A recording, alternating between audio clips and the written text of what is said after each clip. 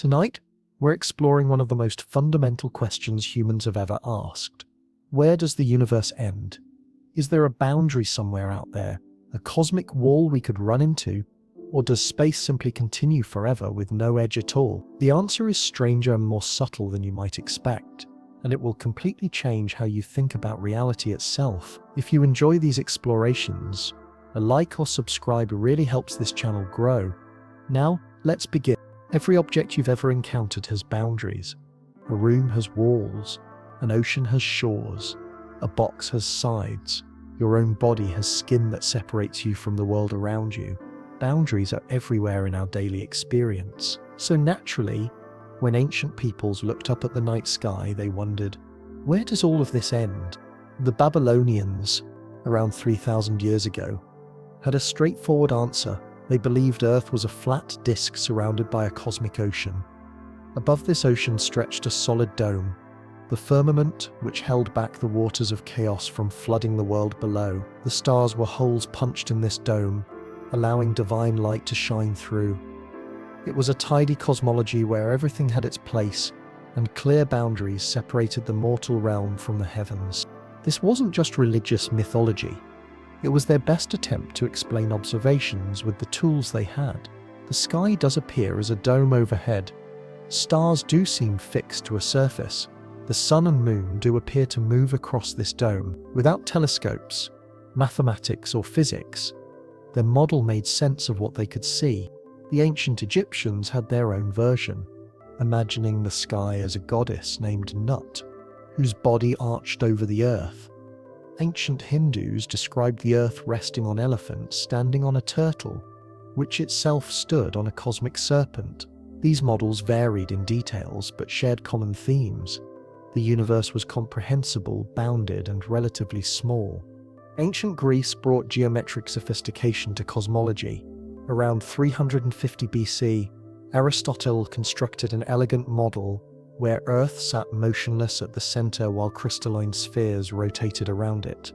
Each transparent sphere carried a celestial object, the moon on the innermost sphere, then Mercury, Venus, the Sun, Mars, Jupiter, Saturn, and finally the sphere of fixed stars. Beyond that outermost sphere, Aristotle claimed there was nothing, not empty space, but literally no existence of any kind. The concept of beyond simply didn't apply. This model had real explanatory power. It predicted planetary motions reasonably well. It explained why stars appeared fixed while planets wandered across the sky. It fit with Aristotle's physics, where every object had a natural place and motion. Heavy elements fell toward Earth at the center. Light elements rose toward the heavens. Celestial objects moved in perfect circles because circles were the most perfect geometric shape, befitting the perfect heavens. The Aristotelian cosmos dominated Western thought for nearly 2,000 years. In the 2nd century AD, the astronomer Ptolemy refined it by adding epicycles, small circles on top of the larger circular orbits, to better match detailed observations. This Ptolemaic system could predict planetary positions with impressive accuracy for ancient astronomy, good enough to create calendars and navigate by the stars. But a Greek philosopher named Archytas had posed a question that would haunt this neat picture. Imagine you travel to the edge of Aristotle's universe, to that outermost sphere of stars. Now stick your hand out past the edge. What happens? If something physical blocks your hand, then that something must be part of the universe too. So the supposed edge wasn't actually the edge. But if nothing blocks your hand, if it passes through freely, then space must continue beyond a boundary. Either way, you haven't found a true edge. You've just redefined where you think the edge is. This paradox cuts deep. It reveals that our intuitions about edges come from living among objects within space. Tables have edges. Countries have borders, but space itself is not an object. It's the arena, the stage on which everything exists. What would it even mean for the stage itself to have an edge? Where would the edge be? In what would it exist? Medieval scholars wrestled with Archytas' paradox. Some argued that beyond the sphere of stars lay absolute nothingness, but this raised impossible questions.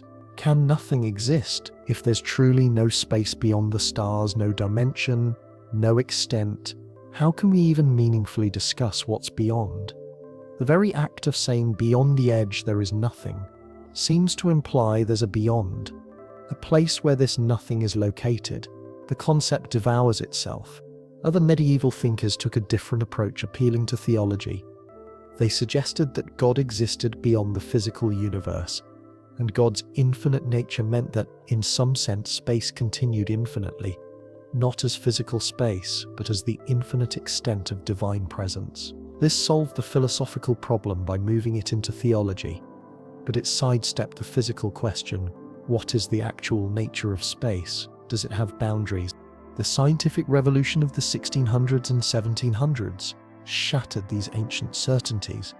When Galileo Galilei turned one of the first telescopes skyward in 1610, he saw things that contradicted Aristotelian cosmology. The moon had mountains and craters, not the perfect smooth sphere Aristotle described. The sun had dark spots that appeared and moved, showing the heavens were not perfect and unchanging. Most dramatically, he discovered 4 moons orbiting Jupiter, proving that not everything in the cosmos orbited Earth. These observations were revolutionary because they showed the heavens were made of ordinary matter governed by the same laws as Earth. There were no perfect crystalline spheres. The celestial realm was not fundamentally different from the terrestrial realm. By the late 1600s, Isaac Newton had developed a comprehensive physics based on universal gravitation and 3 laws of motion. In Newton's view, space was absolute and infinite, extending forever in all directions like an infinite stage. Every object in this space attracted every other object through gravity, with the force depending on their masses and the distance between them. This was a radical departure from the bounded Aristotelian universe. Newton's space had no center and no edge. It was uniform and infinite. But this raised a new puzzle. If space is infinite and contains matter distributed throughout, wouldn't gravity pull all the matter together into one massive clump at some center? Newton recognized this problem, but didn't have a good solution. He suggested that God might occasionally intervene to keep things properly distributed, but this didn't satisfy everyone. The question had evolved. It was no longer about crystalline spheres and cosmic domes. It was about the fundamental nature of space itself. Is it truly infinite? If so, how can the universe be stable? If not, where are its boundaries, and what lies beyond? By the 19th century, astronomers were beginning to measure the universe. The key was developing techniques to determine cosmic distances, building what's now called the cosmic distance ladder, where each measurement method builds on the previous one. The first rung was parallax. Hold your finger at arm's length and look at it with one eye, then the other. Your finger appears to shift position against the background. That's parallax. The closer your finger is, the larger the shift. Stars show parallax too. As Earth orbits the Sun, our viewing position changes by about 300 million kilometers over 6 months. Nearby stars appear to shift position slightly against the background of much more distant stars. Measure this shift and you can calculate the star's distance using simple geometry. But the shifts are tiny. Even the nearest stars show parallax of less than 1 arcsecond. An arcsecond is 1/3600th of a degree. Imagine dividing a degree into 3600 slices. That's how precisely astronomers needed to measure. It wasn't until 1838 that Friedrich Bessel successfully measured the parallax of a star called 61 Cygni. The parallax was about 0.314 arcseconds, placing the star about 11 light-years away. This was a breakthrough. It proved stars were at vast distances far beyond anything in our solar system. But parallax only works for nearby stars. Beyond a few thousand light-years, the shifts become too small to measure even with modern telescopes. The European Space Agency's Gaia satellite, launched in 2013, has measured parallaxes for over 1 billion stars with unprecedented precision. This has created a 3-dimensional map of our galaxy, revealing its structure in detail. But even Gaia can only measure parallax reliably out to about 30,000 light-years. For greater distances, we need other methods. The next rung came in the early 1900s when Henrietta Swan Leavitt, working at Harvard College Observatory, discovered a crucial relationship. She studied variable stars called Cepheids that brighten and dim in a regular cycle. Leavitt found that brighter Cepheids have longer periods. A Cepheid that takes 10 days to complete one cycle is intrinsically brighter than one that takes 5 days. This was revolutionary. By measuring a Cepheid's period, you could determine its true brightness. Then, by comparing its true brightness to how bright it appears from Earth, you could calculate its distance. It's like seeing a light bulb in the distance. If you know it's a 100-watt bulb, you can estimate how far away it is by how bright it looks. Leavitt discovered this relationship by studying Cepheids in the Small Magellanic Cloud, a dwarf galaxy orbiting the Milky Way. Since all the Cepheids in the Small Magellanic Cloud are roughly the same distance from us, differences in their apparent brightness reflect differences in their true brightness. By plotting their periods against their apparent magnitudes, she found a clear relationship. The discovery was published in 1912 and fundamentally changed astronomy. Cepheids are bright enough to be seen in distant galaxies, giving astronomers a way to measure distances across millions of light years. Edwin Hubble used this method in the 1920s to measure the distance to the Andromeda Galaxy, proving it was far beyond our Milky Way and establishing that the universe contained many separate galaxies. Isotropy alone might suggest we could be at a special location, the center of a spherical distribution, but there is no reason to think our location is special. We are not central to anything cosmic. This leads to the cosmological principle: the universe is isotropic and homogeneous. It is pretty much the same everywhere when averaged over vast scales. That means beyond our horizon, there is simply more of the same. More galaxies, stars, planets extending outward. If space curves like a saddle, they appear smaller. By measuring the angular size of these spots very precisely, scientists can determine the universe's curvature. Multiple satellites have mapped the cosmic microwave background in increasing detail. The Cosmic Background Explorer in the 1990s confirmed its existence and temperature. The Wilkinson Microwave Anisotropy Probe in the 2000s mapped the temperature variations. The Planck satellite, operational from 2009 to 2013, produced the most detailed maps yet. The primary method is examining the cosmic microwave background, the oldest light in the universe. About 380,000 years after the Big Bang, the universe had cooled enough for atoms to form. Before this, the universe was filled with hot plasma where electrons and nuclei were separated. Photons couldn't travel far before scattering off free electrons. The universe was opaque, but when atoms formed, electrons bound to nuclei, and suddenly photons could travel freely. The universe became transparent. The light from this moment has been traveling through space ever since, stretched and cooled by cosmic expansion. Today, it appears as microwave radiation with a temperature of about 2.7 degrees above absolute zero. This cosmic microwave background has tiny temperature variations, typically only about 1 part in 100,000.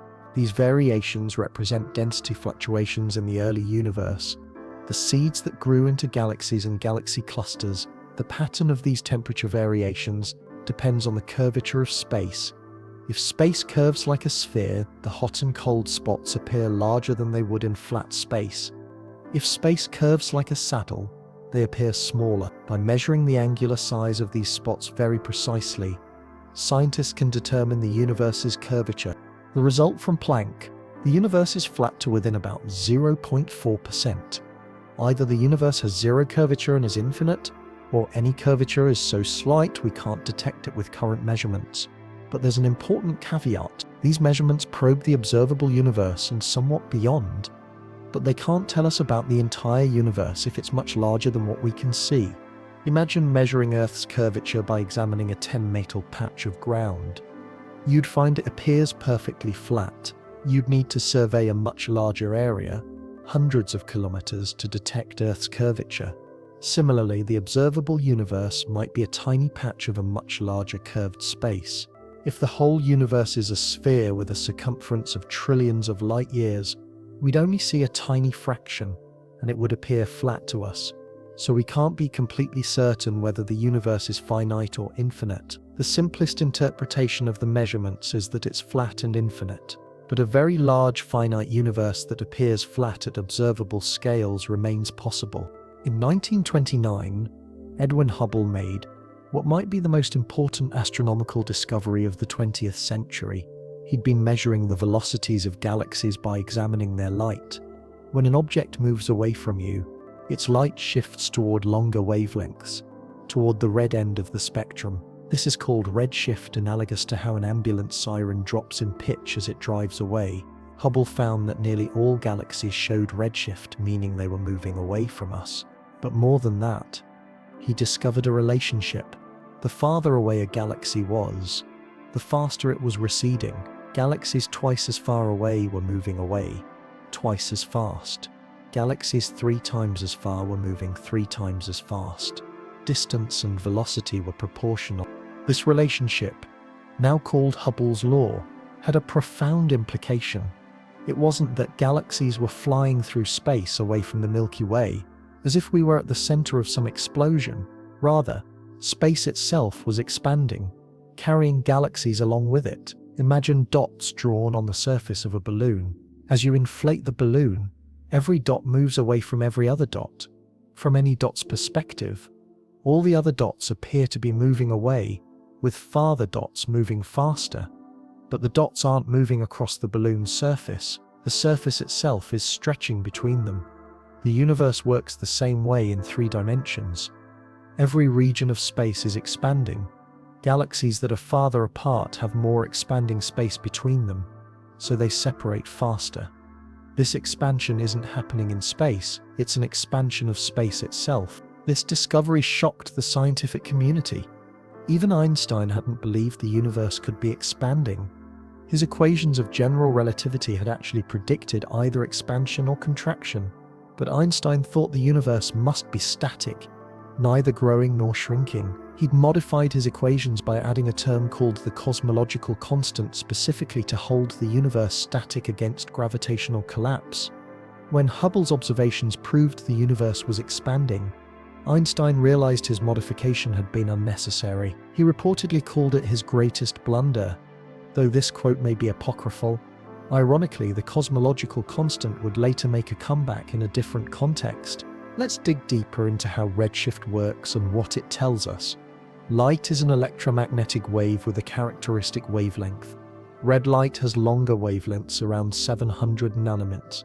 Blue light has shorter wavelengths, around 400 nanometers. When a source of light moves away from you, the wavelengths get shifted toward the red end of the spectrum. For nearby objects moving through space like a receding car or rocket, this is called Doppler shift, the same effect that changes the pitch of an ambulance siren. The siren sounds higher pitched as the ambulance approaches because sound waves are compressed, and lower pitched as it recedes because they're stretched. But for distant galaxies, something more profound happens. The galaxies aren't moving through space as much as space itself is expanding between us and them. The difference is subtle but crucial. Imagine an ant walking on a rubber band. If you stretch the rubber band while the ant is walking, the ant moves relative to the rubber, but the rubber also stretches beneath it. The ant's total displacement is a combination of its motion across the rubber and the stretching of the rubber itself. In the universe, galaxies have some random motion through space, typically a few hundred kilometers. This creates standard Doppler shift. But for distant galaxies, the dominant effect is the expansion of space itself, which carries galaxies apart at speeds that increase with distance. When light leaves a distant galaxy, it has some wavelength determined by the atomic transitions that produced it. As that light travels toward us across billions of light years, the space it's traveling through is expanding. This expansion stretches the wavelength of the light itself. By the time the light reaches us, its wavelength has been stretched proportionally to how much space has expanded during the light's journey. Measuring redshift is relatively straightforward. Atoms emit and absorb light at specific wavelengths determined by quantum mechanics. These create spectral lines like fingerprints for each element. Hydrogen, for example, has a characteristic line at a wavelength of 66.3 nanometers called H-alpha. Calcium has strong lines at 3093.4 and 3096.8 nanometers called the H and K lines. When we look at light from a distant galaxy, we see these same spectral lines but shifted toward longer wavelengths. If we see the H-alpha line at 9084.4 nanometer instead of 656.3 nanometer, we know the wavelength has been stretched by exactly 50. Redshift is expressed as a dimensionless number z, defined as the fractional change in wavelength. In the example above, z, find, a redshift of z1 means wavelengths have doubled. A redshift of z1 means wavelengths have tripled. The most distant galaxies observed by the James Webb Space Telescope have redshifts above z1, meaning their wavelengths have been stretched by a factor of 14. From redshift, astronomers can calculate how much the universe has expanded since the light was emitted. A redshift of Z-1 means the universe has doubled in size. A redshift of Z-3 means it's quadrupled in size. This tells us about cosmic history and the expansion rate at different times.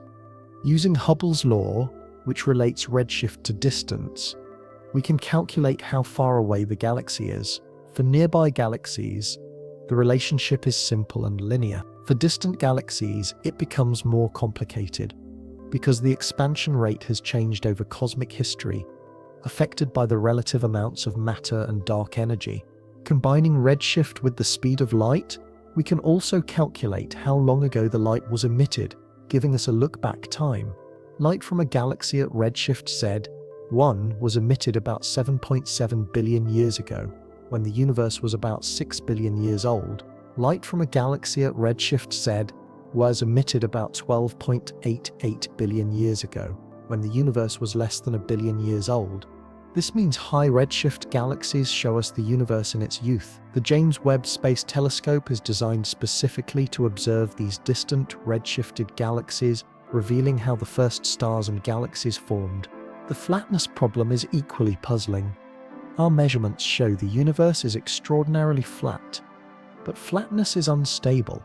A universe that's even slightly curved becomes more curved over time as it expands. If the early universe had been just 1 part in 1066 away from perfect flatness, it would have either collapsed back on itself or expanded so fast that structures couldn't form. Yet here we are, 13.8 billion years later, and the universe is still flat to within 0.5%.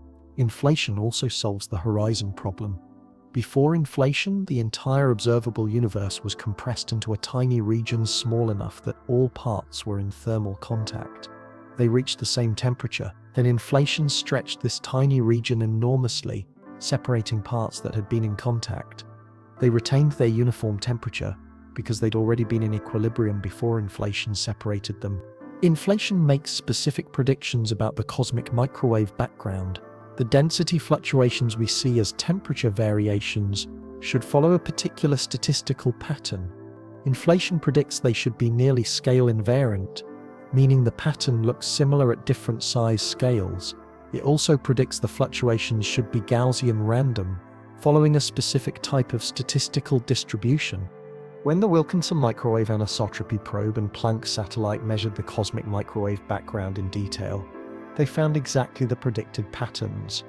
The fluctuations are indeed nearly scale invariant and Gaussian random, matching inflation's predictions remarkably well. Inflation also predicts the existence of gravitational waves from the inflationary period itself. These primordial gravitational waves would leave a specific imprint in the polarization of the cosmic microwave background. Experiments are currently searching for this signal. If found, it would provide direct evidence for inflation and reveal the energy scale at which inflation occurred. Beyond solving problems and matching observations, inflation has another profound implication. It suggests the universe is vastly larger than the observable universe. The observable universe represents just a tiny patch of a much larger whole. Think about it. Inflation expanded space by a factor of at least 10 to 6.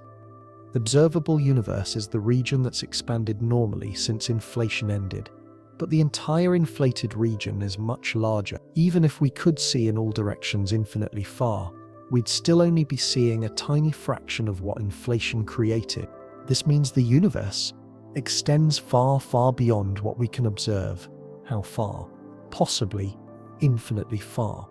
The unobservable universe could be vastly larger than the observable part, perhaps infinite in extent. For decades after discovering cosmic expansion, astronomers assumed gravity must be slowing it down. The mutual gravitational attraction of all matter should act like a brake, gradually decelerating the expansion. The question was whether there's enough matter to eventually halt expansion entirely and cause the universe to recollapse in a big crunch, or whether expansion would continue forever, just slowing down over time. Then, in 1998, two independent teams of astronomers studying distant supernovae made a shocking discovery. They were using type Wire supernovae as standard candles to measure the expansion rate at different times in cosmic history. By comparing nearby supernovae to distant ones, they could see how much the expansion had slowed over billions of years. Instead, they found the expansion is speeding up. Distant supernovae appeared slightly dimmer than expected, indicating they were farther away than they should be. If expansion were constant or slowing, the only way to explain this was if expansion had been accelerating. This was so unexpected that both teams initially thought they'd made errors. They checked and rechecked their data. They looked for possible sources of systematic error. They analyzed different samples of supernovae. Every check confirmed the result. The expansion of the universe is accelerating. This discovery earned the team leaders the Nobel Prize in Physics in turn. It also introduced one of the deepest mysteries in modern physics: dark energy. Dark energy is the name we give to whatever is causing the acceleration. But calling it a name doesn't mean we understand it. We don't know what dark energy is. We just know it exists because we can measure its effects. Dark energy behaves unlike anything we normally encounter. It's not matter or radiation.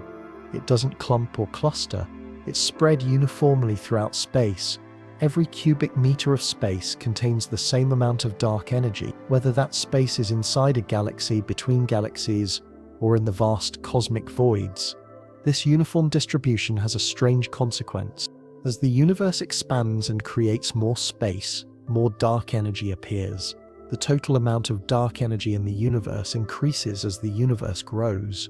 This creates a feedback loop. More space means more dark energy, which drives faster expansion, which creates even more space. The result is exponential acceleration. The expansion gets faster and faster with no apparent limit. This has dramatic implications for the future. Several candidates have been proposed for dark energy. The simplest is Einstein's cosmological constant, which represents a constant energy density inherent to space itself. Space has energy simply by existing, and this energy drives expansion. Another possibility is a field called quintessence, a dynamic field that fills space and drives acceleration. Unlike the cosmological constant, quintessence could change over time, strengthening or weakening. Some theories suggest dark energy isn't a substance at all, but indicates that our understanding of gravity needs modification on cosmic scales. Perhaps general relativity breaks down at very large distances, and what we attribute to dark energy is actually a correction to gravitational theory. We don't know which, if any, of these explanations is correct. Current observations are consistent with a simple cosmological constant, but they don't rule out more exotic possibilities. Ongoing experiments are trying to determine whether dark energy is truly constant or whether it changes over time.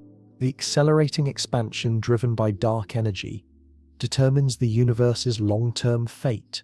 Let's trace the timeline into the distant future. Right now, we can see about 2 trillion galaxies. Over the next 100 billion years, most of these will disappear from view. The accelerating expansion will carry them beyond our cosmic event horizon, the boundary beyond which their light can never reach us, no matter how long we wait. Galaxies within our local group, bound together by gravity, will remain visible, but everything else will vanish. The Milky Way and Andromeda will likely merge in about 4 billion years, forming a larger elliptical galaxy, A few dozen other nearby galaxies will also remain visible. But that's it. The sky will go dark. In about 1 trillion years, the last stars in our galaxy will burn out. Star formation will cease because all the gas will have been incorporated into stars or expelled. The galaxy will contain only dead stellar remnants, white dwarfs, neutron stars, and black holes. By 1040 years from now, most stars will have been ejected from galaxies through gravitational encounters. Planets will have been flung into interstellar space or swallowed by stellar remnants. Around 1040 years, most matter will have decayed or been pulled into black holes. If protons are unstable, they'll have decayed. Planets, moons, asteroids, all the solid matter we know will have disintegrated. By 1040 years, even black holes will have evaporated through Hawking radiation. Stephen Hawking showed in the 1970s that black holes slowly radiate particles and lose mass. Larger black holes take longer to evaporate, but even supermassive black holes will eventually disappear. After 10 years, the universe will be a cold, dark, nearly empty expanse. All that remains is a thin mist of photons, neutrinos, and a few elementary particles spread across an ever-expanding space. The temperature will be incomprehensibly close to absolute zero. Entropy will have reached maximum. Nothing interesting can happen anymore, because there's no energy gradient to drive any process. This is called heat death, and it represents the most likely end state of the universe based on current understanding. Not an end in the sense that the universe ceases to exist, but an end in the sense that nothing can happen. The universe reaches a state of maximum entropy, where time becomes meaningless because nothing changes. Heat death assumes dark energy remains constant. But what if it doesn't? If dark energy strengthens over time, the acceleration could become so extreme that it tears apart structures held together by gravity. First, galaxy clusters would be torn apart, then individual galaxies, then solar systems. Eventually, even planets would be ripped apart. Continue this process, and eventually even atoms themselves would be torn apart, as space expands faster than forces can hold particles together. This is called the Big Rip, and calculations suggest it could occur perhaps 20 billion years from now if dark energy behaves this way. Current observations suggest this isn't happening, but we can't completely rule it out. Alternatively, what if dark energy weakens or reverses? If the cosmological constant isn't actually constant, if it decreases over time, gravity might eventually overcome the expansion. The universe would stop expanding and begin contracting. As contraction accelerates, galaxies would collide and merge. The cosmic microwave background would shift from red to blue as space contracts, becoming hotter and hotter. Eventually, everything would merge back into a hot, dense state, similar to the Big Bang, but in reverse. This is called the Big Crunch. Some models suggest the Big Crunch could trigger a new Big Bang, creating an oscillating universe that cycles through expansions and contractions forever. But current observations show no sign of this. The expansion appears to be accelerating, not slowing. We've established that the universe is probably infinite, or at least unimaginably vast. But what does infinite really mean? It's not just a really big number. It's something categorically different, and our intuitions about finite quantities fail us completely. Mathematicians have rigorously studied infinity for over a century. In the late 1800s, George Cantor developed set theory and discovered that infinity has surprising, even paradoxical properties. Consider a simple example. Take the set of all positive integers, 1, 2, 3, 4, and so on, forever. This set is infinite.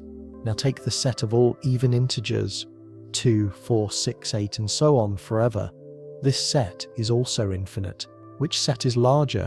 Your intuition might say the integers are larger, because they include all the even numbers plus all the odd numbers. But Cantor showed they're actually the same size.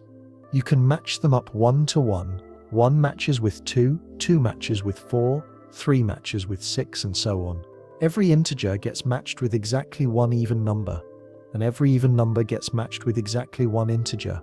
The sets have the same cardinality, the same size of infinity. This seems wrong. How can a set, be the same size as a subset of itself. But that's exactly what characterizes infinite sets. They can be put in one-to-one correspondence with proper subsets of themselves. Here's another example that illustrates the strangeness. Imagine a hotel with infinitely many rooms numbered 1, 2, 3, and so on forever. Every room is occupied. A new guest arrives. Can you fit them in? In a normal hotel, you'd say, no, we're completely full. But in the infinite hotel, you ask every guest to move to the next room number. The guest in room 1 moves to room 2.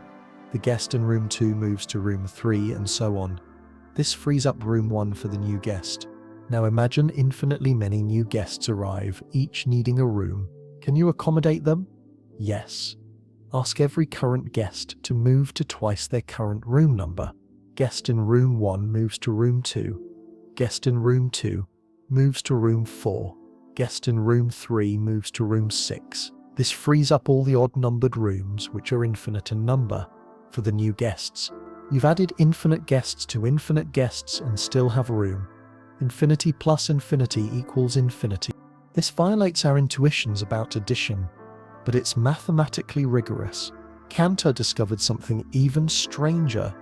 There are different sizes of infinity. The set of integers is infinite. The set of real numbers, including all decimals and irrational numbers like pi, is also infinite. But Cantor proved the real numbers are uncountably infinite, a strictly larger infinity than the countable infinity of integers. You cannot match up the real numbers with the integers one-to-one. No matter how you try, there will always be real numbers left over. The set of real numbers is, in some precise mathematical sense, more infinite than the set of integers. Some infinities are bigger than others. This has implications for an infinite universe.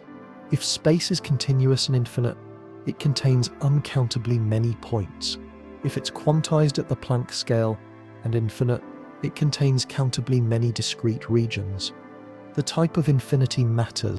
If the universe is spatially infinite and matter is distributed roughly uniformly, something remarkable follows from basic probability theory. Every possible configuration of matter must occur somewhere, and not just once, but infinitely many times. Here's why. Consider a region of space the size of the observable universe, about 90 billion light-years across. Within that region, there are roughly 10 atom particles.